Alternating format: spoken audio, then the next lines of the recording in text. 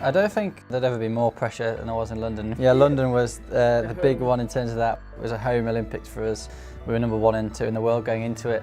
There was a lot of that home expectation on us. I tore my Achilles in early 2012. I knew that I had missed probably 6 weeks, if not more, of running in a crucial 6 months before the Olympics, and I wanted to catch that up in some way or get back up to being able to run big hours as quickly as I could. The endless pool allowed me to do that. Having a pool that you can jump in, you don't need to see if it's booked out or if you're going to get free lanes. The convenience of it was just brilliant. So tell us about this actual facility then. Everybody can tell we're buying endless pool, but nobody really knows where we actually are or what, because this is your facility, isn't it? Yeah, well, this is an endless pool we've had installed in Leeds, North Leeds. We're in a cricket club actually. So what would you say you would use the treadmill for? Use it kind of to do training runs, or is it more rehabilitation or injury? Both. I've definitely used it for a lot of rehabilitation over time to be able to get me up and doing a lot of running very quickly. So just getting hours in, just to build my fitness up without doing it outside and when I've had an injury worry.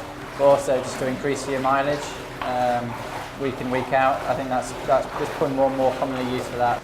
Days or weeks when I'm injured, I've actually spent maybe as much as 10 hours just running on it. Being injured is part of being an athlete. Triathlon is a hard sport. We train 35 hours each week and lots of that is tired running. So I got a stress fracture last year and I got told I wasn't going to be able to run for 12 weeks, but thanks to the endless pool I was back in that on 7 or 8 weeks.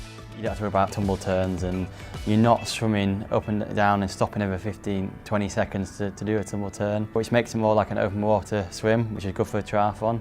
I'm very much a person who likes routine and likes getting the hours in of training, who likes finishing a day and ticking off the fact I've trained for 5 or 6 hours. So having an endless pool meant that the fact that when I was injured I could still get the hours in. So instead of doing an hour run outside, I could do an hour underwater treadmill or a bit of extra swimming. You've been able to supplement the outside mileage with inside underwater treadmill mileage. So you're still getting the same lung workout, but you're not getting the same impact on the ground. So it means that you're now, for example, I'm up to 80% of my kind of outside mileage, and then I'll get an extra 10-15% from running on the underwater treadmill, and it means that I'm still getting that fitness in. Yeah, every day when you swim you can definitely learn technically.